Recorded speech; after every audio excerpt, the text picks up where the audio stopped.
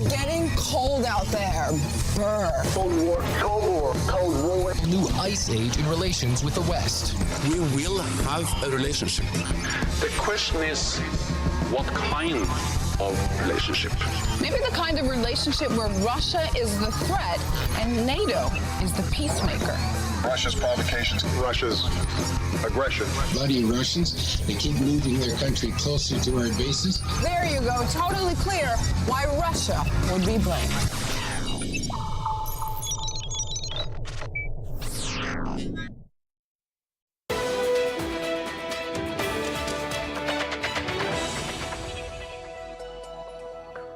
With Britain's terror alert currently at severe, it's not only the police who are out to ensure security in London. Various religious groups are trying to take safety into their own hands, and it's causing religious friction within communities.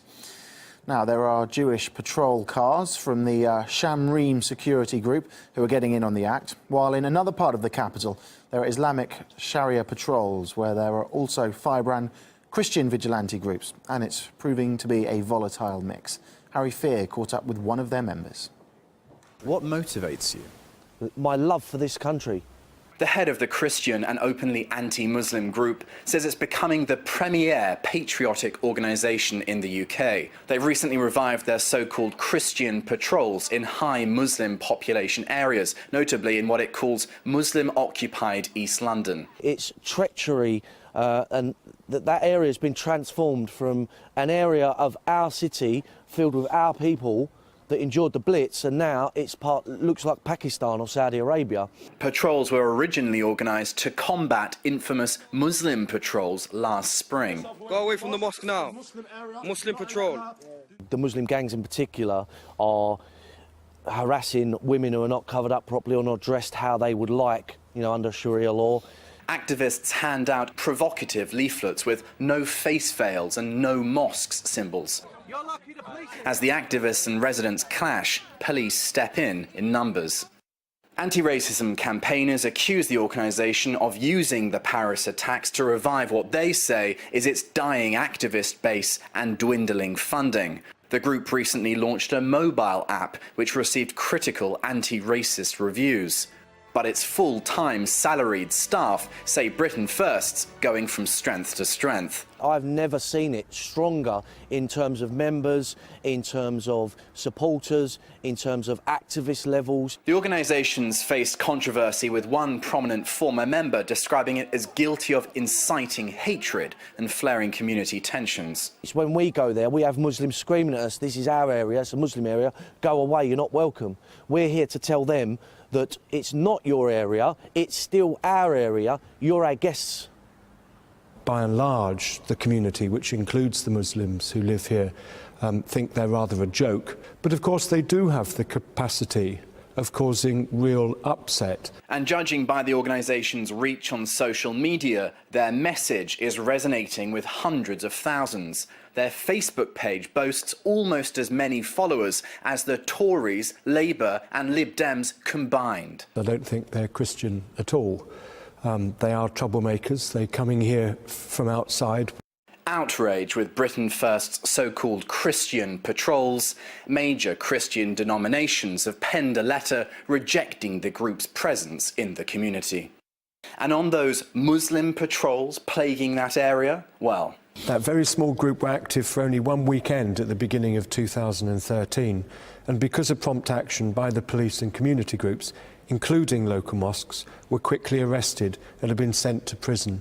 But the group continues to grow, with new brigades being established in the north of England, Wales, Northern Ireland, no doubt increasing community tensions in more areas of the UK.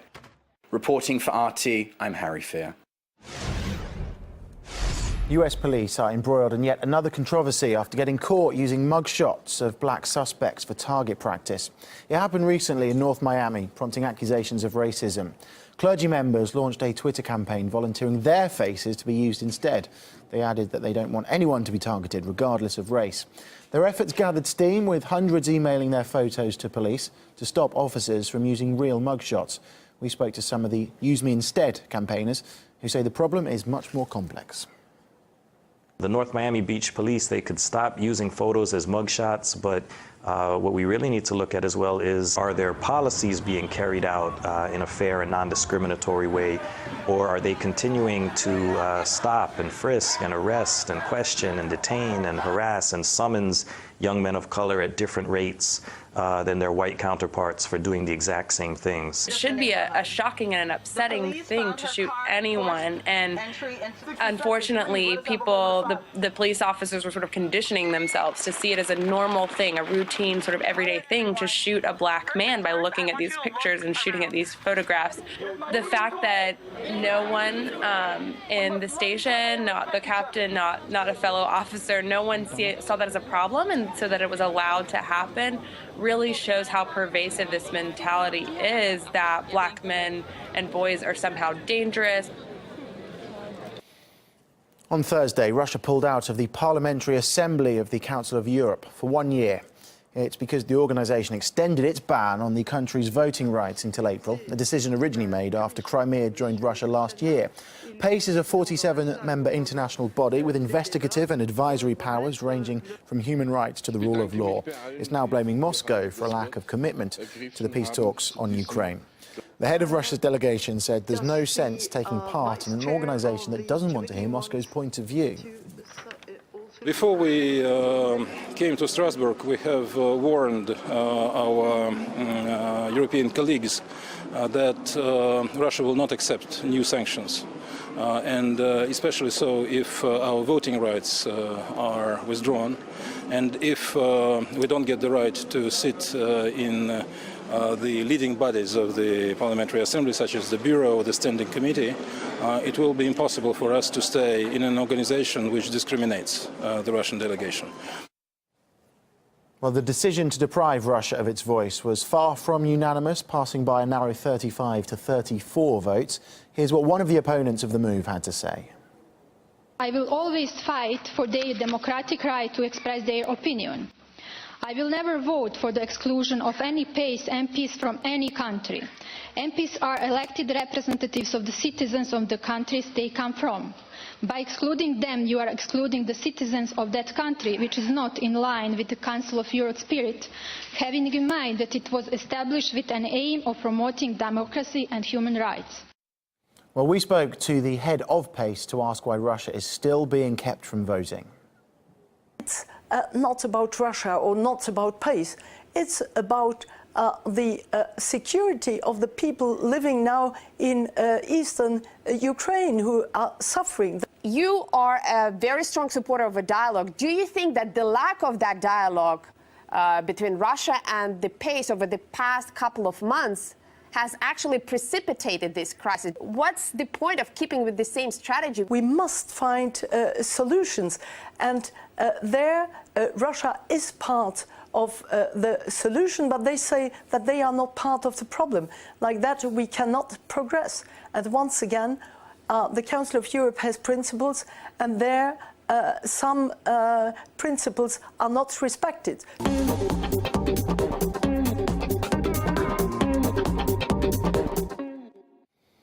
A massive stream of cash to Islamic State terrorists may be channeling through the United States. A Pakistani newspaper reported this week of a funding route revealed by an alleged jihadist commander who was captured in Pakistan. The man is said to be a Pakistani Syrian, and his main mission was to recruit fresh blood into the ranks of Islamic State. He'd reportedly been forging a terror cell in Pakistan for 5 months until his arrest. Well, RT spoke to a former US Treasury Undersecretary under George W. Bush, who's also a renowned criminal law and terror finance expert. He told us that he doubts the funding claims. If the question is Bitcoin, Bitcoin is currently not regulated, and so I think that it does present a risk to moving money for criminal purposes. And so I think that it potentially, the terrorists could have found a chink in the armor, or could have found a gap in our regulatory system that they may be exploiting. But still, I'm concerned, I'm a little skeptical even of that claim. It seemed to me that if they're going to be moving money, that the terrorists are going to be looking for the point of least resistance, where it's easier. There are less criminal and legal repercussions for moving money, and that's certainly not in the United States. Well, sometimes Islamic State only needs luck on its side to get the weapons it wants. In June, the extremists seized 4 key cities that had been abandoned by the Iraqi army, allowing them to plunder banks and pillage military bases crammed with arms.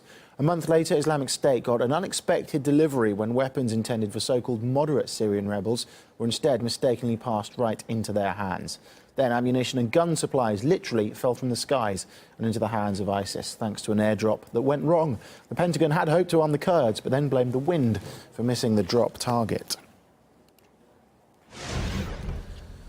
Now that we seem to type more than we write, our handwriting skills are on the wane. But there could be far-reaching consequences for future generations if we lose our pen and paper talents. Marina Portnaya has been finding out more.